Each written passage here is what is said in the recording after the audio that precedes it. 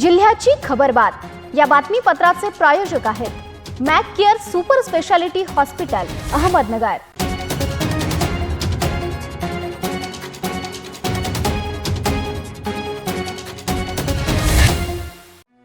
प्रेक्षको नमस्कार, मी दिशा न्यूज 24 सह्याद्रीमध्ये तुमचं स्वागत। पाहूया अहिल्यानगर जिल्ह्यातील महत्त्वपूर्ण बातम्यांचा आढावा जिल्ह्याची खबरबातमध्ये। पोलीस कर्मचाऱ्यांसह तिघांच्या घरावर सशस्त्र दरोडा टाकत सोन्या चांदीच्या दागिन्यांसह लाखोंचा ऐवज लंपास करण्यात आला। बोधे गावातील बाडगव्हाण रस्त्यालगत असलेल्या खिळे वस्ती व वैद्य वस्तीवर मकर संक्रांतीच्या दिवशी बुधवारी मध्यरात्री हा दरोडा पडला। तलवारीसह शस्त्राचा धाक दाखवत दरोडेखोरांनी महिला पुरुषांना केलेल्या मारहाणीत तिघे गंभीर जखमी झाले आहेत। पांडुरंग वैद्य हे गंभीर जखमी झाले असून त्यांच्यावर नगर येथे हलवण्यात आले आहे। सहकार महर्षी शिवाजीराव नागवडे सहकारी साखर कारखान्याचा 51वा गळीत हंगाम चालू असून 4,72,340 मेट्रिक टन ऊस गाळप झाले आहे। सरासरी प्रतिदिन 6,500 मेट्रिक टन ऊसाचे गाळप होत आहे। कारखान्याचा गाळप हंगाम 10 फेब्रुवारी पर्यंत चालणार आहे। त्यामुळे सभासद शेतकऱ्यांनी नागवडे कारखान्यास गळीतास देऊन सहकार्य करावे असे आवाहन कारखान्याचे अध्यक्ष राजेंद्र नागवडे यांनी केले आहे। संगमनेर नगरपालिकेची निवडणूक पार पडली। नगराध्यक्ष उपनगराध्यक्षासह स्वीकृत नगरसेवकांची निवड प्रक्रिया पूर्ण होऊन त्यांनी पदभार स्वीकारला। रामकृष्ण सभागृहात विशेष सभा पार पडली। या पार्श्वभूमीवर महापालिकेत नगरसेवकांचा प्रवेश झाल्यामुळे आता कामचुकार अधिकारी कर्मचाऱ्यांची चांगलीच गोची झाली आहे, तर दुसरीकडे मात्र नागरिकांना आता विश्वास कामाची प्रतीक्षा लागली आहे। अकोले तालुक्यातील आढळा नदी पात्राच्या स्वच्छतेबाबत कार्यशाळा येथील पंचायत समिती सभागृहात आयोजित करण्यात आली होती। लहित खुर्द येथील ग्रामपंचायतीच्या दौऱ्यावर मंगळवारी जिल्हा परिषदेचे मुख्य कार्यकारी अधिकारी अनंत भंडारी आले होते। त्यांनी मुख्यमंत्री समृद्ध पंचायत राज अभियानाच्या अनुषंगाने या भागाचा दौरा केला। त्यांच्या भेटीत अभियानातील 7 प्रमुख घटकांचा सविस्तर आढावा घेण्यात आला। त्यांनी मुख्यमंत्री समृद्ध पंचायत राज अभियानाच्या अनुषंगाने या भागाचा दौरा केला। त्यांच्या भेटीत अभियानातील 7 प्रमुख घटकांचा सविस्तर आढावा घेण्यात आला। त्यात मियावाकी वृक्ष संवर्धन प्रकल्पाची पाहणी करून समाधान व्यक्त केले।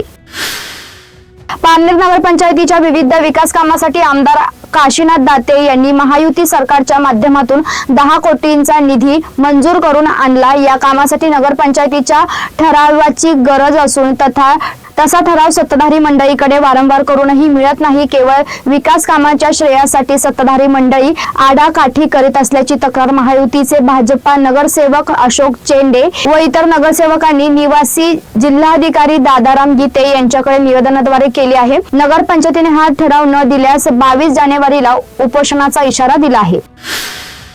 जिल्ह्याची खबरबातमध्ये घेऊया एक छोटीशी विश्रांती।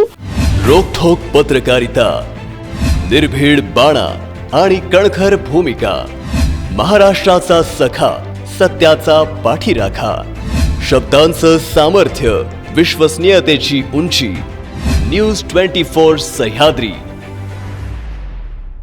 विश्रांतीनंतर तुमचं पुन्हा एकदा स्वागत। पाहूया पुढील बातम्या।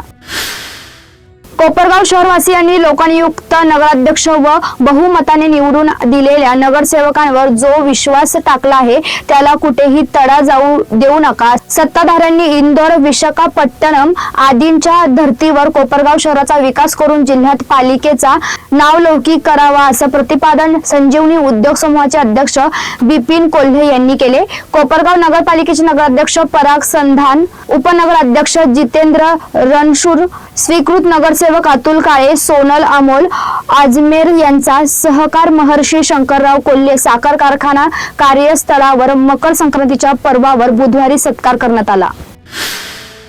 पारनेर तालुक्यातील मावळेवाडी येथील खासदार निलेश लंके यांच्या संकल्पनेतून लंके प्रतिष्ठान, आपला मावळा संघटना व मावळेवाडी ग्रामपंचायत यांच्या संयुक्त विद्यमानाने मोफत डोळे तपासणी व आरोग्य तपासणी शिबिराचे आयोजन करण्यात आले।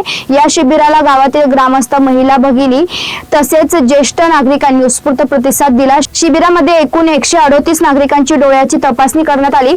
यापैकी 98 नागरिकांना मोफत चष्म्याचे वाटप करण्यात आले, तर 31 नागरिकांच्या मोतीबिंदू शस्त्रक्रियेसाठी पुढील उपचाराची व्यवस्था करण्यात आली आहे। डॉक्टर CPM मेहता कन्या विद्या मंदिर कोपरगाव येथे शुक्रवार दिनांक 16 जानेवारी 2026 रोजी खरी कमाई उपक्रमाअंतर्गत भव्य बाल आनंद मेळाव्याचे आयोजन करण्यात आले। विद्यार्थिनीमध्ये उद्योजकता, स्वच्छतेची जाणीव व स्वतःच्या कष्टातून मिळणाऱ्या पैशाचे महत्त्व समजावे या उद्देशाने हा उपक्रम राबवण्यात आला। विद्यालयातील सुमारे 1700 विद्यार्थिनींनी विविध समूहातून 100हून अधिक स्टॉल उभारले होते। ओली भेळ, पाणीपुरी, वडापाव, इडली सांबर, पावभाजी, साबुदाणा वडा, मोमोज, पोहे आदी पदार्थांना मोठी पसंती मिळाली। पदार्थाची चव उत्कृष्ट असल्याची प्रतिक्रिया उपस्थितांनी व्यक्त केली। या उपक्रमातून विद्यार्थिनींना पैशाचे मूल्य, कष्टाचे महत्त्व तसेच मार्केटिंगचे प्राथमिक धडे मिळाल्याचे स्पष्ट झाले। रयत शिक्षण संस्थेमार्फत विद्यार्थिनीच्या सर्वांगीण विकासासाठी असे उपक्रम सातत्याने राबवले जात असल्याने यावेळी दिसून आले। कार्यक्रमास प्रमुख उपस्थिती प्राचार्य अनिता धनक, उद्योगपती योगेश जोबनपुत्रा, विस्तार अधिकारी सौ आंबिलवादे यांच्यासह मान्यवर उपस्थित होते। विद्यार्थिनीच्या उत्साही सहभागामुळे हा बाल आनंद मेळावा सर्वांच्या कौतुकाचा विषय ठरला। कोपरगाव नगरपालिकेचा विजय हा एकीचा व असत्याविरुद्ध सत्तेचा विजय असल्याचं सांगत नगरपालिका झाकी आहे, जिल्हा परिषद व पंचायत समिती बाकी आहे असा विश्वास युवा नेते विवेक भैया कोल्हे यांनी व्यक्त केला। आगामी जिल्हा परिषद व पंचायत समिती निवडणुकीची तयारी जोमाने करण्याचे आवाहन त्यांनी कार्यकर्त्यांना केले। यावेळी आमदारांनी ठेकेदार व अधिकाऱ्यांना दिलेली तंबी ही निवडणुकीपूर्वीच नाटकी खेळी असून ग्रामीण भागातील भ्रष्टाचार उघड होणाऱ्या भीतीतूनच ही कारवाई असल्याचा घणाघात कोल्हे यांनी केला।